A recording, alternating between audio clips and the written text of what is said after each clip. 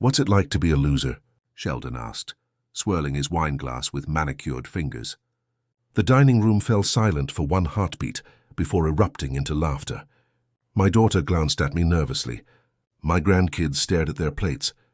I sat there, fork suspended mid-air, feeling 68 years of life collapse into this single, humiliating moment.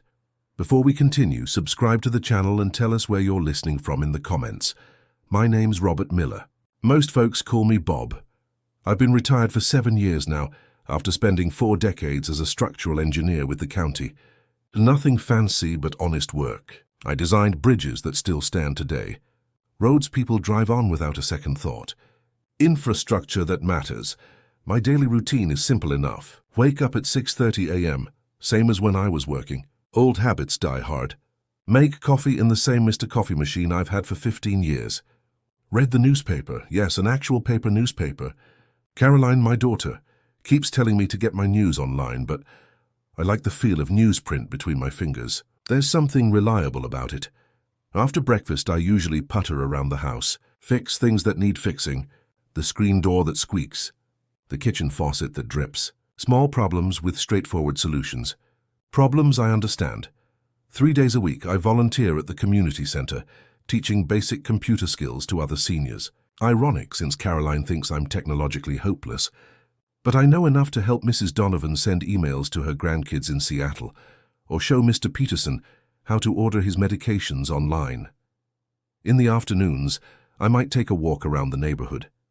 Same 5-block route, wave to the same neighbors, stop to pet the same dogs. Sometimes I drive to the library and check out a book on engineering or history. Old interests that still spark something in me. Evenings are the hardest. The house gets quiet. Too quiet since Martha passed 3 years ago. Sometimes I watch baseball.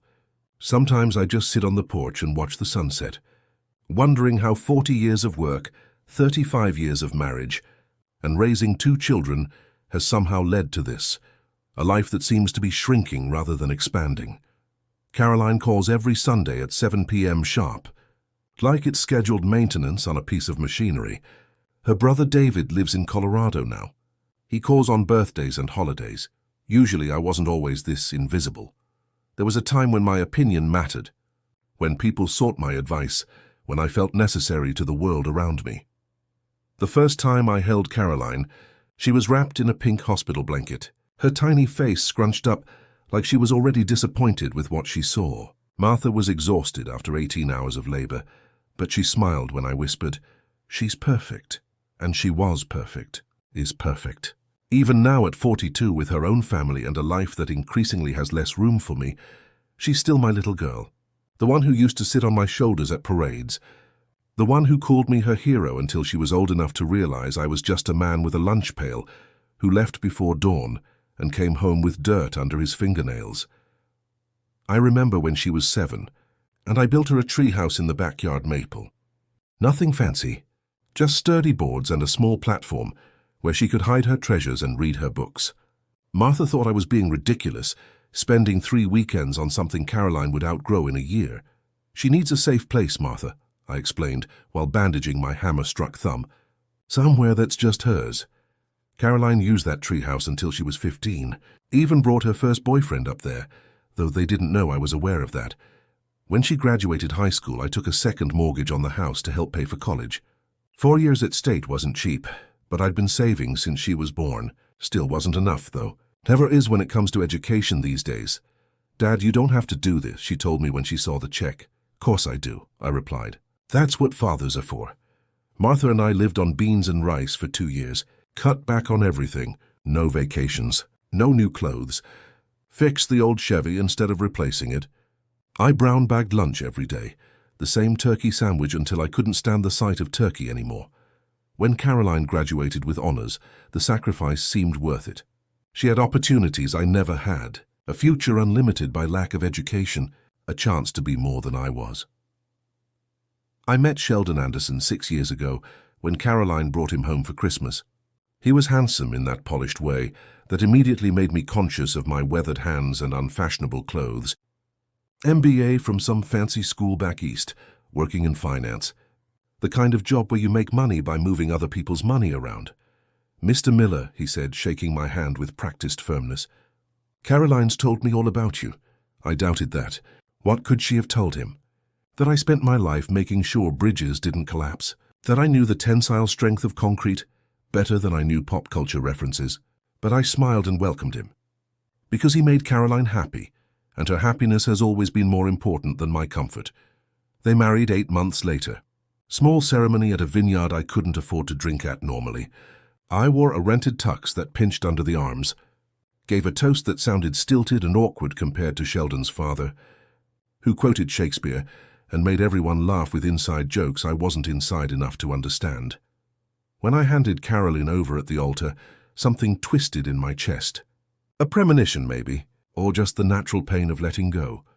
"You'll always be my daddy," she whispered, kissing my cheek before taking Sheldon's arm. I believed her then. I wanted to believe her.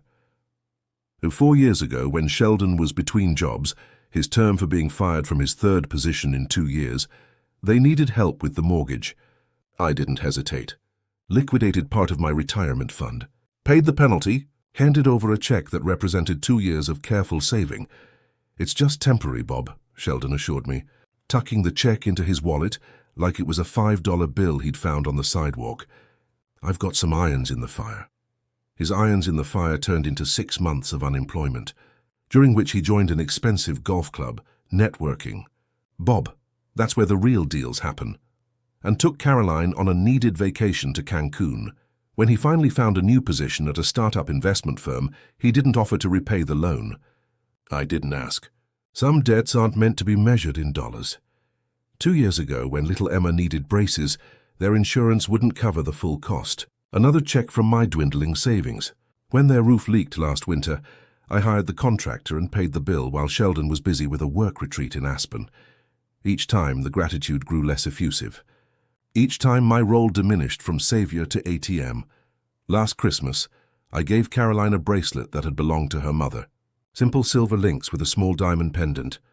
Nothing flashy but sentimental, meaningful. "It's nice, Dad," she said, the pause saying more than her words. "Very vintage."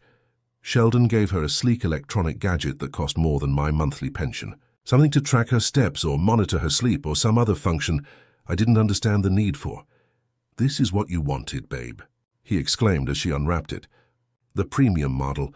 Only the best for my girl," she squealed with delight, throwing her arms around him while the bracelet sat forgotten on the coffee table. I told myself it didn't matter, that things weren't important, that the years of sacrifice and support would eventually be recognized, if not with words, then with some fundamental respect. I was wrong. The invitation came 3 weeks ago. Elegant cardstock with embossed lettering. "Please join us in celebrating Sheldon's promotion to Senior Vice President, a dinner party at their house." The house I'd helped them keep. A celebration of Sheldon's success after years of temporary setbacks that somehow always required my financial intervention. I almost declined. Almost claimed a prior commitment or sudden illness. But Caroline called the day before to make sure I was coming. "It would mean a lot to me, Dad," she said, her voice carrying that note of guilt-inducing disappointment she'd perfected in her teenage years. "The whole family will be there. Emma and Jake are excited to see you."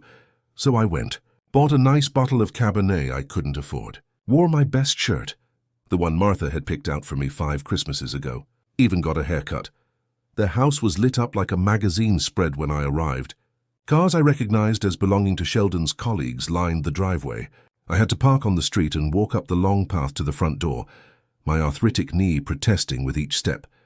Caroline greeted me with a quick hug that barely made contact. "Dad, you made it. Come in, come in. Everyone's almost here." Everyone turned out to be mostly Sheldon's friends and co-workers, a few neighbors.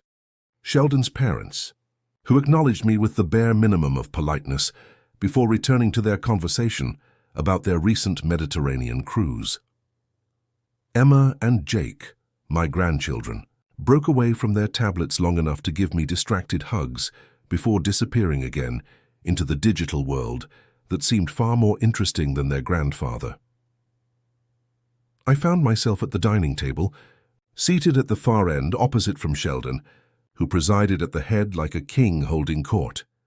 Caroline sat beside him, laughing at his jokes, refilling his wine glass, playing the role of the supportive corporate wife with practiced ease. The conversation swirled around topics I couldn't contribute to. Market trends, office politics, luxury vacations, designer brands. I sat quietly, eating the perfectly prepared meal that Caroline had probably spent days stressing over, nodding at appropriate intervals, smiling when everyone else smiled, invisible. Again, then came dessert.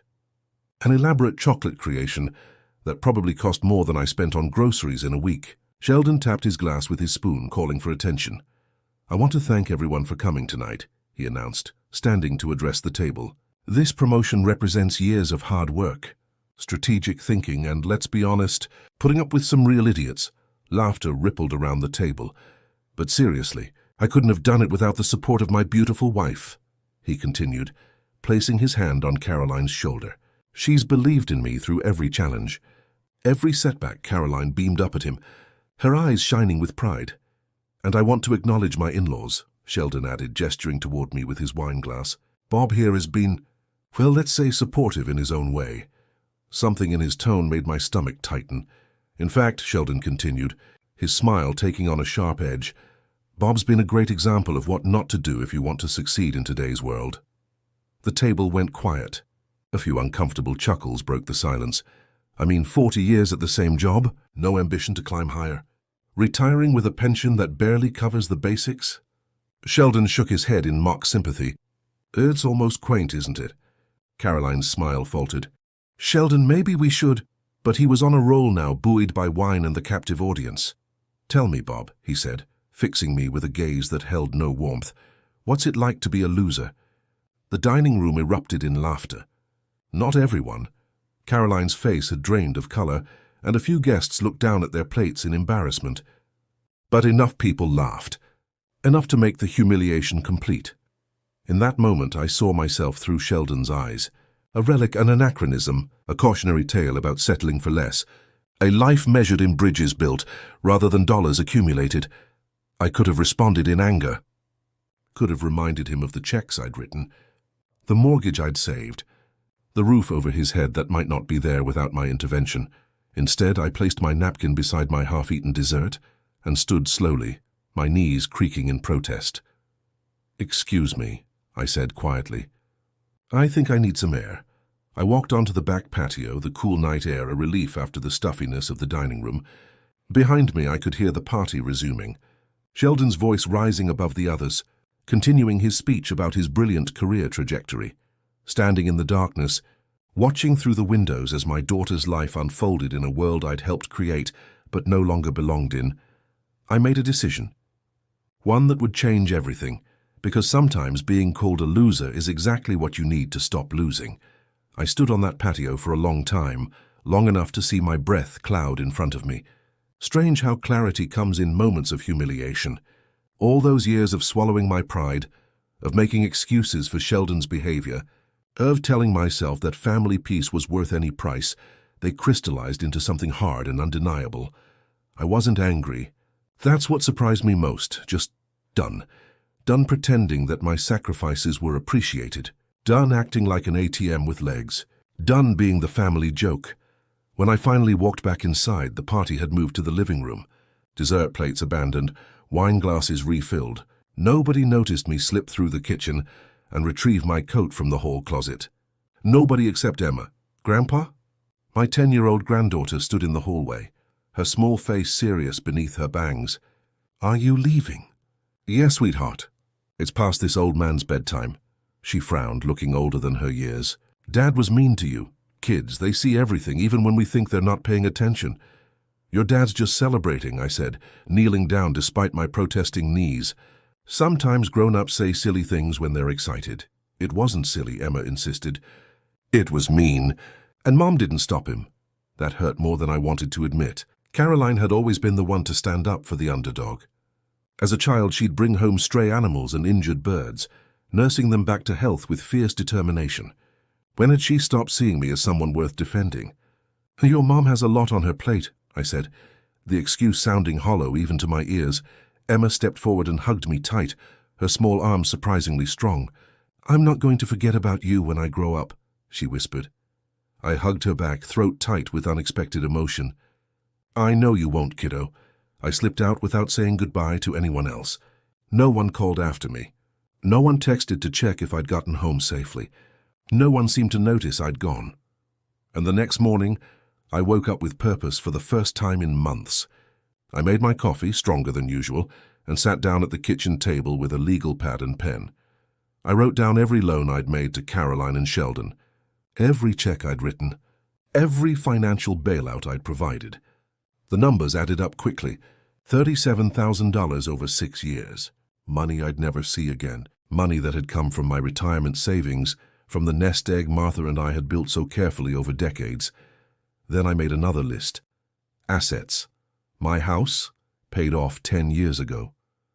My pension, modest but reliable. The small stock portfolio Martha had insisted we maintain for emergencies. The woodworking tools in the garage that I rarely used anymore, but kept in perfect condition. When I finished, I sat back and surveyed my life reduced to numbers on a page. Not as dire as Sheldon might think, but not the security I'd planned for either. I'd given away too much, trusted too easily, believed too strongly in family obligation. My phone buzzed with a text from Caroline. Dad, sorry about last night. Sheldon had too much to drink. Call me later. No acknowledgement of what he'd said. No real apology. Just an excuse and a dismissal. The old me would have called immediately, reassuring her that everything was fine, that I wasn't upset, that I understood. I set the phone down without responding. Instead, I picked up another piece of paper and began drafting a letter to my attorney, Harold Winters. We'd been friends since high school, played on the same baseball team, stood as best men at each other's weddings. He'd handled Martha's will and my modest estate planning. The letter was simple. I wanted to revise my will, so effective immediately. 3 days later, Harold called me into his office downtown. The same office he'd occupied for 30 years, with its worn leather chairs and bookshelves lined with legal tomes. Nobody consulted anymore. Everything was digital now, but Harold kept the books for appearances. Clients expect a lawyer to have books, he always said. Bob, he greeted me, rising from behind his desk. Good to see you. Though I must admit your letter concerned me. I settled into the familiar chair across from him. Concerned you how? Well, he adjusted his glasses. It's not like you to make sudden changes, especially regarding Caroline. Not sudden, I corrected him, just overdue. Harold had known me long enough to recognize when I didn't want to elaborate. He nodded and pulled out a folder. I've drawn up the changes as you requested, but I should advise you that completely disinheriting your daughter could lead to legal challenges after your death. I'm not disinheriting her, I clarified. I'm establishing a trust. Caroline gets the house and half the remaining assets, but only after Emma and Jake turn 25.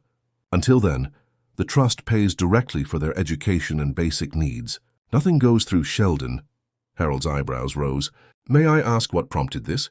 I hesitated, embarrassment warring with the need to explain myself to someone who might understand. Have you ever realized that you've been writing a story about your life that doesn't match reality? I finally asked. Harold leaned back in his chair. How so? I thought I was the supportive father, the reliable foundation, the safety net. Turns out I'm the family ATM and occasional punchline. I told him about the dinner party, about Sheldon's loser comment, and the laughter that followed, about Caroline's failure to defend me, about Emma's observation that her mother had changed. When I finished, Harold removed his glasses and cleaned them methodically with a cloth he kept in his desk drawer. A habit he'd had since college, something he did when he was thinking. Sounds like Sheldon's a real piece of work, he said at last, replacing his glasses. But are you sure this isn't an overreaction to one bad night? It wasn't one night, I replied. It was just the night I finally saw clearly. Harold studied me for a moment, then nodded. All right then. Let's go through these changes line by line. An hour later, my new will was drafted. My house and half my assets would go into a trust for my grandchildren. The other half would be split between the community center, where I volunteered, and a scholarship fund for engineering students at the local community college. Caroline would be notified of the changes after the paperwork was filed. Harold advised against it, said it would only create tension, but I insisted. No more hiding my feelings to keep the peace. No more pretending things were fine when they weren't. One more thing, I said as Harold walked me to the door. I want to file a formal request for repayment of those loans. Harold stopped short. Bob, are you sure? That's going to create quite a stir. I'm sure, I replied. They don't have to pay it all at once. We can set up a payment plan, but I want it documented and official, he sighed. All right. I'll draw up the papers, but don't be surprised if this damages your relationship with Caroline. The relationship is already damaged, I said. At least this way, it's honest. I expected an immediate reaction when the loan repayment request was delivered. Instead, silence. No calls, no texts, no angry visits. Nothing for a full week. I continued my routine. Coffee at 6:30, newspaper, volunteer work at the community center, walks around the neighborhood. But something had shifted inside me. I walked taller, spoke more confidently, made eye contact with strangers. Mrs. Donovan noticed during our computer class. You seem different, Bob, she said as I helped her set up an email filter. More present, I smiled. Just finally addressing some long overdue business. On day 8, the doorbell rang. I opened it to find Caroline on my porch, her face a mask of controlled anger. Can I come in? She asked, already stepping past me into the hallway. I closed the door and followed her into the living room, where she paced like a caged animal. Is this some kind of joke? She demanded, waving a piece of paper that I recognized as Harold's formal request for repayment. No joke, I replied calmly. Just documentation of money owed. Money owed? She repeated incredulously. You're my father. You helped us because that's what family does. Family also respects each other, I said. Family doesn't call each other losers in front of a dinner party. Caroline flushed. I told you Sheldon had too much to drink. He didn't mean it, didn't he? I gestured for her to sit, but she remained standing. Caroline, be honest. How does Sheldon talk about me when I'm not around? She looked away, unable to meet my eyes. That was answer enough. And what about you? I pressed. Do you correct him? Defend me? Or do you laugh along? That's not fair, she protested weakly. Sheldon's just... He has strong opinions about success. Success, I repeated, by which he means money, status, not building things that last, not raising children with values, not supporting a family through difficult times. Dad, I paid for your college, Caroline. Took a second mortgage on this house so you could have opportunities. I didn't have to do that. I chose to because I believed in you. She sank onto the couch, the anger draining from her posture. I know that. Do you? Because from where I'm sitting, it looks like you've forgotten what sacrifice really means. She stared at the paper in her hand. We can't pay this back right now. Sheldon's promotion came with a lot of expectations. We've had to upgrade some things. What things? I asked. His car, for one. The old BMW wasn't projecting the right image for a senior VP. And we joined the country club. It's practically required for his position. Listened with growing disbelief as she listed the necessities that prevented them from repaying money. They'd borrowed for actual necessities years earlier. The payment plan gives you 5 years, I said when she finally wound down. Harold was quite reasonable about the terms. Sheldon's going to hit the roof, she murmured. That's between you and your husband. She looked up sharply. What's gotten into you? You've never been like this before. Like what?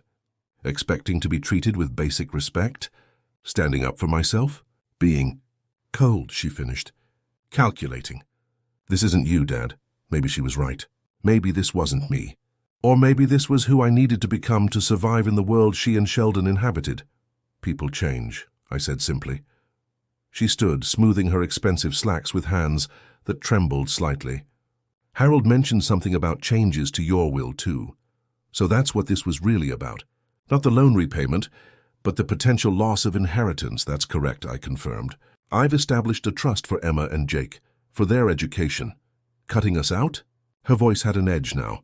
Ensuring the money goes where it's needed. To the kids, not to country club memberships or luxury cars.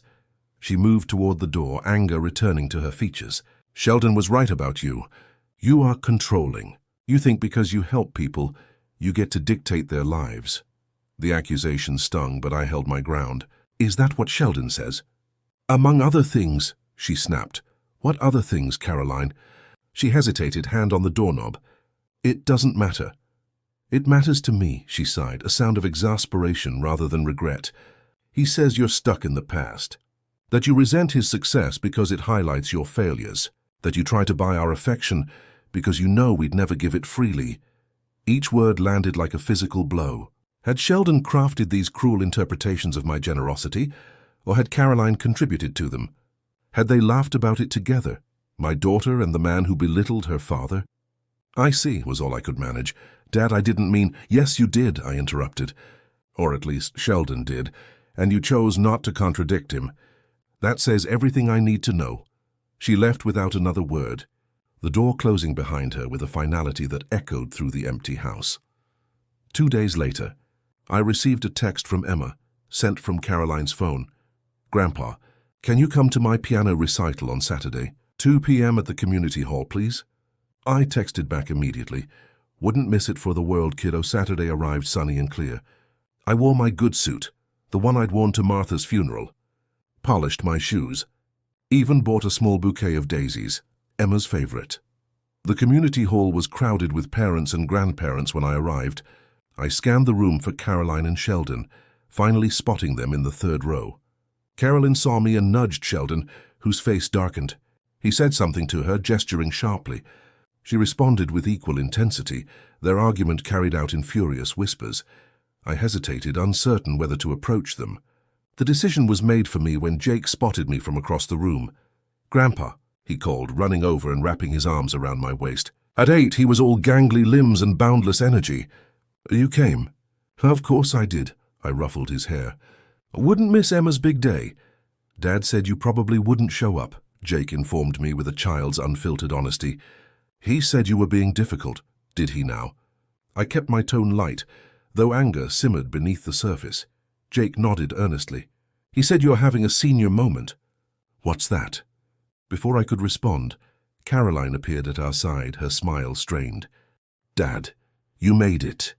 I said I would, I replied, handing her the daisies. For Emma, she'll love these. Listen, about the other day— Not now, I cut her off gently. Today's about Emma. She nodded, relief evident in her expression. We saved you a seat. Next to Mom and Dad, Sheldon's parents. Wonderful. I followed Caroline to their row, where Sheldon sat stiffly, pointedly looking at his phone. His parents, Gerald and Patricia Anderson, greeted me with the barest civility. Robert, Gerald nodded. Surprised to see you here. The implication being that I hadn't been invited, or wasn't welcome. Wouldn't miss my granddaughter's recital, I replied, taking the seat beside Patricia, who shifted slightly away as if my middle-class status might be contagious. The recital began, saving us from further awkward conversation. 8 children performed before Emma, each met with enthusiastic applause regardless of skill level. Finally, it was her turn. She walked to the piano with confidence, her blue dress matching the ribbon in her hair. Before sitting, she scanned the audience, breaking into a wide smile when she spotted me. She waved, oblivious to the tension among the adults in her life. I waved back, my heart swelling with pride. Emma played beautifully. Chopin, I think, though classical music was always more Martha's domain than mine. When she finished, I was the first on my feet, applauding loudly enough to make Patricia wince beside me. After the recital, there was a small reception with punch and cookies. I stood off to the side, watching Emma accept congratulations from her friends and their parents. Quite a performance, a voice said beside me. I turned to find Gerald Anderson, Sheldon's father, studying me with undisguised curiosity. She's very talented, I agreed. Must be from her mother's side, Gerald remarked. Caroline always had an ear for music. The subtle dig wasn't lost on me, but I let it pass. Martha played piano.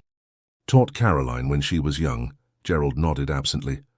His attention already drifting to where Sheldon stood surrounded by other parents. Holding court as usual. My son tells me you're causing some financial difficulties for them, he said abruptly. So that's what this conversation was really about. Is that what he calls repaying a loan? A difficulty. Gerald's expression hardened. Family helps family, Robert. Surely you understand that. I do, I replied evenly. I've been helping Caroline and Sheldon for years. Loans, gifts, childcare. And in return I get called a loser at my own daughter's dinner table. Gerald had the grace to look uncomfortable. Sheldon mentioned that unfortunate incident. He'd had too much to celebrate. That excuse is getting old, I said, almost as old as I apparently am. Look. Gerald leaned closer, his voice dropping. The Andersons take care of their own. If you're experiencing financial problems, perhaps we could arrange something. A monthly stipend, perhaps. In exchange for dropping this repayment business. The offer was so insulting, so fundamentally misguided, that I couldn't help but laugh. You think I'm doing this because I need money? Gerald frowned. Isn't that what this is about? Your retirement fund's running low. No, I said, my amusement fading. This is about respect. About recognizing that helping family doesn't make you a doormat. About teaching my daughter and son-in-law that actions have consequences. Noble sentiments, Gerald sneered, but hardly practical in today's world. Maybe that's the problem with today's world. I suggested. Before Gerald could respond, Emma bounded up, still flushed with excitement from her performance. Grandpa, did you like it? I messed up the middle part a little, but I don't think anyone noticed. I knelt down to her level, ignoring the protest from my knees. You were perfect, kiddo. Absolutely perfect, she beamed, then lowered her voice conspiratorially. Can you come over next weekend? Dad says you're not talking to us anymore, but that can't be right because you're talking to me right now. Out of the mouths of babes. I glanced up to see Sheldon watching us, his expression unreadable. It's complicated, Em, I said gently. But I'll always be here for you. No matter what, she nodded solemnly. Promise? Promise. Emma hugged me tightly, then ran off to find her brother, leaving me to stand and face Sheldon, who was now approaching with determined strides. Bob? He greeted me, his smile not reaching his eyes. Thanks for coming. Emma was thrilled. Wouldn't have missed it, I replied. Listen, he lowered his voice, and about that repayment notice. There's been a misunderstanding. Those weren't loans, they were gifts. Family helping family. No misunderstanding, I corrected him. They were loans, and now it's time to repay them. His smile faltered. This is because of what I said at dinner, isn't it? I apologized for that. Well, Caroline apologized for me. No, she made excuses for you. There's a difference. Sheldon's facade of friendliness dropped completely. What do you want from us, Bob? Blood? We're busy building careers, raising children. We don't have time for petty grudges. What I want, I said clearly, is to be treated with basic respect by my daughter, by her husband, by my grandchildren. Respect has to be earned, Sheldon retorted, his voice rising slightly. You think I haven't earned it? After 40 years of work, after raising a daughter who never wanted for anything, after helping you keep your home when you couldn't make the payments, people nearby were beginning to notice our conversation. Caroline appeared at Sheldon's elbow, her expression alarmed. This isn't the place, she hissed. Emma's special day, remember? But Sheldon was on a roll now, his face flushing with anger. You know what your problem is, Bob. You think building a few bridges makes you special. Newsflash, anyone can pour concrete and follow blueprints. The real value is in creating wealth, in building businesses, in rising above mediocrity. Sheldon, Caroline pleaded, not here, but I'd had enough.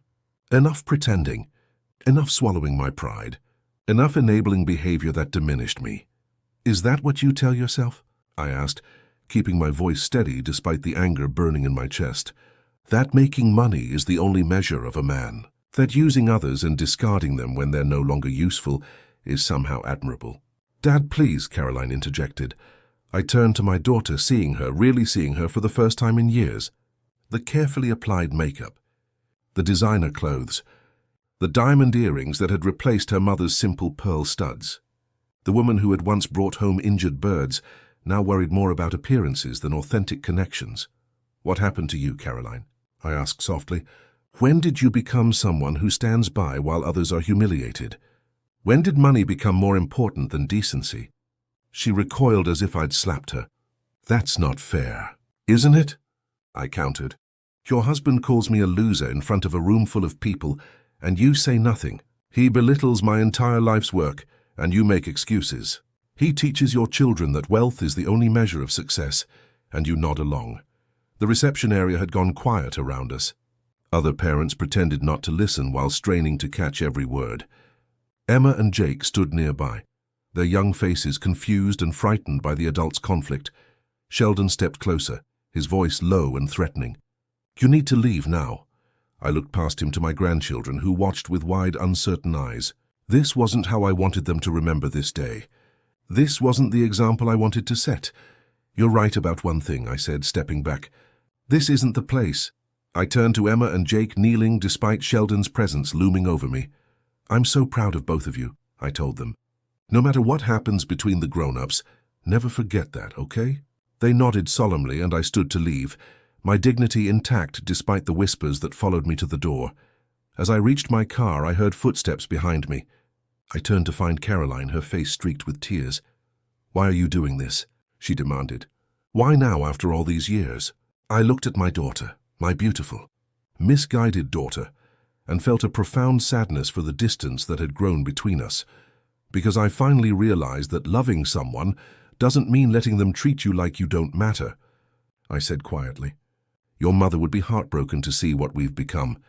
The mention of Martha struck her like a physical blow. Don't bring Mom into this. She is in this, I replied. In every value I tried to teach you. In every sacrifice we made, so you could have a better life. Not a more expensive life, a better one. Caroline's anger crumbled, replaced by something more vulnerable. I don't know how to fix this, she admitted. Neither do I said honestly. But it starts with honesty. And respect, she nodded, wiping at her tears. I'll talk to Sheldon. Do that, I said, opening my car door. And when you're ready for a real conversation, not excuses, not justifications, but truth, you know where to find me. I drove home in silence, the emotions of the day washing over me in waves. By standing up for myself, I'd risked my relationship with my daughter and grandchildren. The thought sent a spike of fear through me. Had I done the right thing? Or had pride and hurt feelings driven me to destroy the only family I had left? The house was empty when I arrived, echoing with memories and questions without answers. I hung my suit jacket in the closet, next to Martha's old winter coat that I still couldn't bear to donate. What would you do, Martha? I asked the empty air. How would you handle this mess? No answer came, of course. But as I stood there in the quiet house, I felt something I hadn't felt in years. Not happiness exactly, but self-respect. The knowledge that whatever happened next, I had finally stopped being a supporting character in my own life. I was done being the family loser. From now on, I'd be the author of my own story.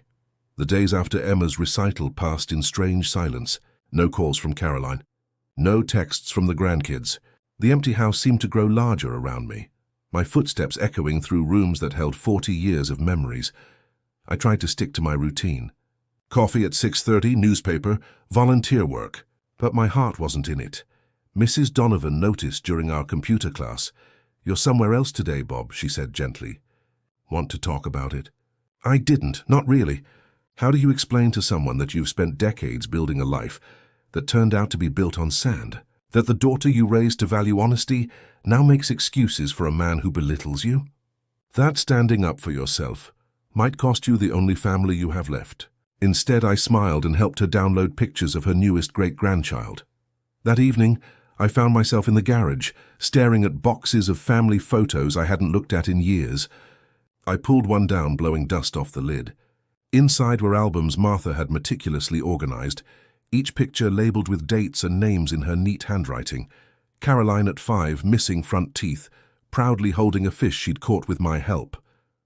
Caroline at 12, gangly and serious in her first school band concert.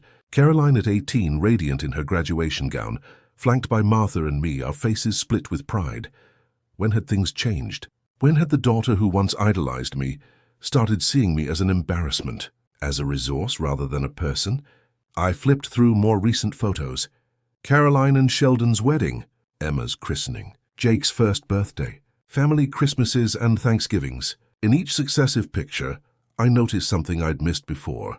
The growing distance in Caroline's eyes when she looked at me. The way Sheldon always positioned himself at the center, relegating me to the periphery. The subtle shift from family to Caroline's family plus Dad. One photo caught my attention. Thanksgiving 3 years ago. I was carving the turkey, my back to the camera. In the background, Sheldon was looking at me, his expression caught in an unguarded moment of, what, contempt? Resentment? Something cold and calculating that made me shiver even now. I pulled out my phone, scrolling through more recent pictures. Caroline's birthday last year, Emma's dance recital, Jake's t-ball game. I studied Sheldon in each one, seeing patterns I'd willfully ignored. The proprietary hand on Caroline's shoulder.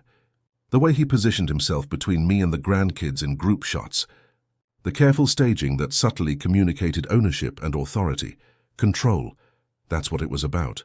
Sheldon needed to control the narrative, the relationships, the flow of money and affection, and I'd been a threat to that control.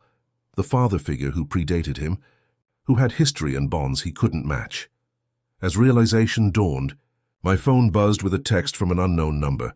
"Mr. Miller, this is Jason Wright. I work with Sheldon. We need to talk. It's important. Jason Wright." The name sounded vaguely familiar.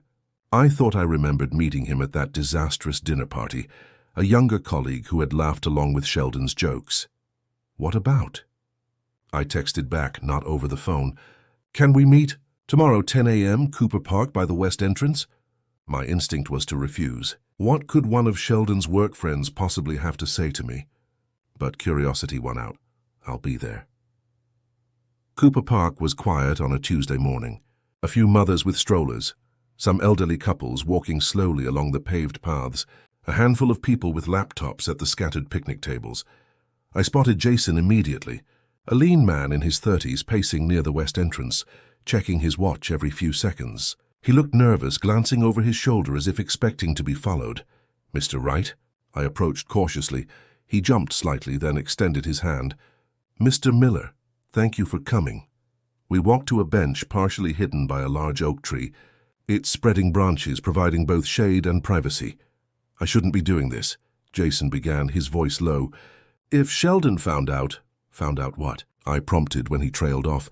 Jason ran a hand through his hair, a gesture of agitation. "I was at your daughter's dinner party. When Sheldon called you a... Well, you know, I remember. What you don't know is what happened after you left." I waited, something cold settling in my stomach. Sheldon was jubilant, like he'd won something. He started talking about how he'd finally put you in your place, how he'd been planning it for weeks. Planning it. The idea that the humiliation had been premeditated, rather than a drunken impulse, made it somehow worse. Jason nodded. He said it was the first step in his Miller management strategy. That's what he called it. A way to distance you from Caroline and the kids. Why would he want that? Control mostly. But also, Jason hesitated. Money. Money. I've given them plenty over the years, but I'm hardly wealthy. It's not about what you've given. It's about what you still have. Jason leaned closer. "Sheldon's been telling everyone at work that you're sitting on a fortune. Old money, family investments, valuable real estate. He's convinced Caroline that you're hoarding wealth that should be put to better use." I almost laughed. "That's ridiculous. I was an engineer for the county. Martha was a school teacher. We lived comfortably but modestly. That's not the story Sheldon's been spreading. According to him, you're worth millions, but you're too stingy to help your own daughter. The unfairness of it stung. I've helped them plenty. Too much, probably." "I know," Jason said quietly. "Everyone at the office knows. Sheldon brags about it, how he's manipulated you into bankrolling their lifestyle while convincing Caroline you're the selfish one." My hands clenched involuntarily. "Why are you telling me this?" Jason looked down. "My father. He was a lot like you. Hard-working, honest, generous to a fault. And my brother-in-law took advantage of that until there was nothing left. By the time my dad realized what was happening, his savings were gone, and my sister was convinced he'd been holding out on them." "I'm sorry," I said, meaning it. "When I saw Sheldon doing the same thing to you, using the same tactics..." He shook his head. "I couldn't stay quiet." "Thank you," I said. "But why now? Why not before? Because now Sheldon's escalating. After you sent that repayment request and changed your will, he's been meeting with lawyers, talking about having you declared incompetent, taking control of your finances. The world seemed to tilt beneath me. He can't do that. He thinks he can. He's been gathering evidence of your mental decline. That's why he staged that scene at the dinner party, to create witnesses who could testify that you're losing touch with reality." "That's insane," I protested. "I'm perfectly competent." "I know that," Jason assured me. "But Sheldon's persuasive, and he's got Caroline convinced that you're showing signs of dementia or depression or something." I thought of Caroline's words after our confrontation. "This isn't you, Dad." Had that been genuine concern or groundwork for Sheldon's plan? I need to stop this, I said, more to myself than to Jason. He reached into his jacket pocket and pulled out a USB drive. This might help. I downloaded Sheldon's emails from the company server. Technically illegal, so I was never here and you never got this from me. But there's proof in there. Conversations with lawyers about your competency, discussions about your assets, even some communications with Caroline, where he outlines his strategy for isolating you. I stared at the small device in my palm. Why would you risk your job for this? Jason stood brushing invisible lint from his slacks. Like I said, my father went through something similar. I didn't help him then. I'm trying to make up for that now. He walked away before I could thank him properly, his back straight with either courage or fear, possibly both.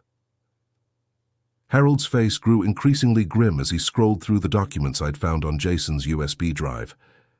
This is... He paused, searching for the right word. Damning. We sat in his office, blinds drawn against the afternoon sun. I'd called him immediately after my meeting with Jason, and he'd cleared his schedule to see me. Is it enough to stop him? I asked. Harold removed his glasses, pinching the bridge of his nose. Stop him from what, exactly? These emails prove he's a manipulative jerk, but being a jerk isn't illegal. He's trying to have me declared incompetent. Discussing the possibility isn't the same as filing for guardianship, Harold pointed out. And frankly, if he did file, these emails would work against him. They show clear financial motivation. I slumped in my chair. So what do I do? Wait until he makes his move? Harold considered this. Not necessarily. You could go on the offensive. Meaning we bring everything into the open. Call a family meeting. Caroline, Sheldon, the grandkids, maybe even Sheldon's parents. Lay all the cards on the table. The thought made my stomach clench. A confrontation. A revelation, Harold corrected. Give everyone the chance to see the full picture, including Caroline. She won't believe me over Sheldon, I said bitterly. Maybe not, Harold acknowledged. But if you don't try, you're letting him control the narrative. And based on these emails, that's exactly what he wants. I thought of Martha, what she would say in this situation. She'd always believed in facing problems head-on, in honest conversations even when they were painful. All right, I decided. Set it up. But not at their house. Somewhere neutral. Harold smiled, a grim, determined expression. How about here? My conference room, Saturday at noon. I'll be present as your attorney. You think we need legal representation for a family meeting, based on what I'm seeing in these emails? Harold gestured to his computer screen. Absolutely. The Saturday arrived too quickly and not quickly enough. I spent the intervening days alternating between anxiety and determination, between doubt and resolve. Was I doing the right thing? Would this help heal my family or drive the final wedge between us? What would Martha advise if she were here? By the time I walked into Harold's conference room, my hands were steady but my heart was racing. Harold had arranged the large oak table with care, water pitchers, notepads, even a plate of cookies that seemed oddly optimistic given the circumstances. Ready? He asked quietly as we waited. As I'll ever be, I replied. The door opened and Caroline entered first, her expression a mixture of concern and annoyance. Dad, what's this about? Why did we need to meet at your lawyer's office? Sheldon followed, his usual confident stride faltering slightly when he saw Harold. Bob, he nodded curtly, then addressed Harold. Is this really necessary? Family matters should be handled privately. That's precisely why we're here, Harold replied smoothly. To discuss private family matters in an appropriate setting. Emma and Jake filed in next, looking confused and slightly intimidated by the formal surroundings. I'd insisted they be present over Caroline's objections. They were old enough to understand what was happening, and they deserved to know the truth about their family. To my surprise, Gerald and Patricia Anderson arrived last, their expressions guarded. I didn't expect to see you here, I said to Sheldon's parents. Caroline thought we should be present, Gerald replied stiffly. For moral support. Once everyone was seated, Harold cleared his throat. Thank you all for coming. Mr. Miller has asked me to facilitate this family discussion because certain concerns have been raised that he feels need to be addressed openly. What concerns? Sheldon interjected, his tone dismissive. If this is about the loan repayment, we've already explained our position. This is about much more than loans, I said. finding my voice at last. "This is about honesty, respect, the future of our family." I turned to Caroline, whose face had gone pale. "For years I've tried to be the father you needed, the grandfather your children deserved. I've provided financial support, emotional support, whatever was asked of me." "Dad," she started, but I held up a hand. "Please let me finish. In return, I've been marginalized, belittled, and now—" I gestured to the printouts Harold had prepared from Jason's USB drive. "Now I discover there's been a concerted effort to isolate me from my family and potentially take control of my assets." Sheldon's face flushed. "That's absurd, is it?" Harold slid copies of the emails across the table. "These communications suggest otherwise." The room went silent as everyone began reading. Emma and Jake looked confused, but the adults' expressions shifted from disbelief to shock to, in Caroline's case, mounting horror. "Where did you get these?" Sheldon demanded, his voice rising. "This is private communication. It's illegal to—" "Focus on the content, not the source," Harold suggested mildly, "especially this exchange from last month, where you discuss having Mr. Miller declared mentally incompetent in order to, quote, access the Miller fortune before it's too late." Caroline looked up, her face ashen. "Sheldon, tell me this isn't real." For the first time since I'd known him, Sheldon seemed at a loss for words. "It's not what it looks like," he finally managed. "These are out of context. Bob has clearly manipulated these to—" "To what?" I asked quietly. "To make it look like you've been systematically undermining my relationship with my daughter. Like you've been painting me as mentally unstable while plotting to take control of my modest assets. Like you've been lying about my finances to justify your own greed." Emma, who had been reading over her mother's shoulder, suddenly spoke up. "Is that why you said those mean things about Grandpa? To make him look crazy?" The directness of a child. Sometimes it cuts through all the adult pretenses. Sheldon's face hardened. "This is ridiculous. I don't have to sit here and—" "Yes, you do," Caroline interrupted, her voice shaking. "You absolutely do have to sit here and explain this." She held up one of the printouts. "You told me Dad was becoming paranoid and controlling. That changing his will was a sign of mental decline. But here you're writing to a lawyer about how to accelerate the process before he can hide any more assets. What assets, Sheldon? What exactly were you planning?" The confrontation I'd dreaded for days was unfolding, but not as I'd expected. Caroline wasn't defending Sheldon. She was questioning him, her voice growing stronger with each word. "Caroline, you're overreacting," Sheldon tried, reaching for her hand. She jerked away from his touch. "Am I? Because it looks to me like you've been manipulating me against my own father, making me question his mental health while you were plotting to take control of his finances."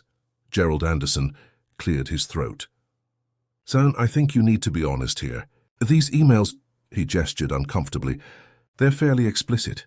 Even Sheldon's parents were abandoning ship. The careful facade he'd constructed was crumbling before my eyes." "Fine," he finally snapped. "Yes, I've been planning for Bob's inevitable mental decline. Someone had to. He's sitting on assets that could be put to better use supporting his daughter and grandchildren. But instead, he's hoarding them for some engineering scholarship that benefits strangers." "What assets?" I asked again. "My house, my pension, the small stock portfolio Martha insisted we maintain. I'm comfortable, Sheldon, not wealthy. That's what you want everyone to believe," he scoffed. "But I've done my research. Your father owned half of Miller Construction. That company sold for millions in the 90s. I stared at him, understanding dawning. My father sold his share of Miller Construction in 1978 to pay for my mother's cancer treatments. There was nothing left. He died nearly broke." "That's not possible," Sheldon insisted. "The company records show that George Miller was a founding partner who sold out long before the company became valuable," Harold interjected. "I handled Bob's father's estate.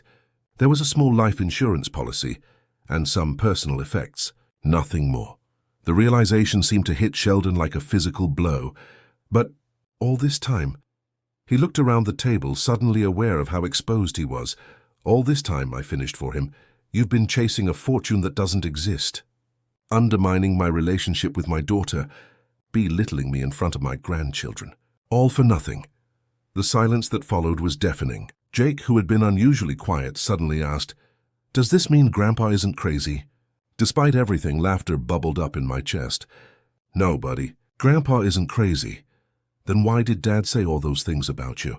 All eyes turned to Sheldon, who seemed to shrink in his chair. For once his silver tongue failed him.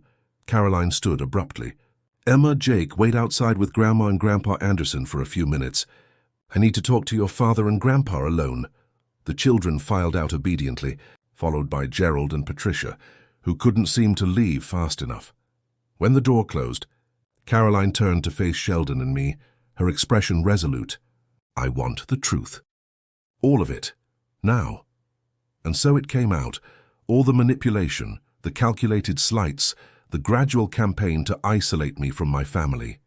Sheldon admitted to playing on Caroline's concerns about my living alone, twisting them into suspicions about my mental health. He confessed to researching my family background, constructing an elaborate fantasy about hidden wealth that justified his proactive financial planning. Throughout his confession, Caroline grew increasingly still, her face hardening into an expression I'd never seen before. When Sheldon finally ran out of excuses, she simply said, "We're done. Caroline, be reasonable." Sheldon began. "Done," she repeated, her voice like steel. "I'll be staying at my father's house with the children until you've moved your things out. You can't just—" "I can and I am." She turned to me, tears welling in her eyes. "Dad, I'm so sorry. I don't know if you can ever forgive me, but—" I didn't let her finish.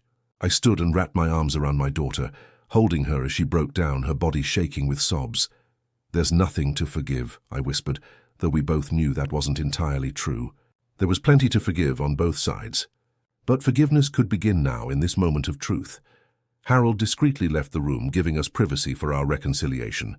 Sheldon sat frozen, watching as the carefully constructed world he'd built collapsed around him. "This isn't over," he finally said, standing to leave.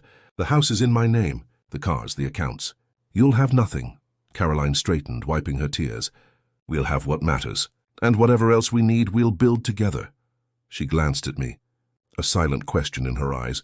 Together, I agreed, knowing that rebuilding our relationship would take time, but for the first time in years, feeling hopeful about our future as a family.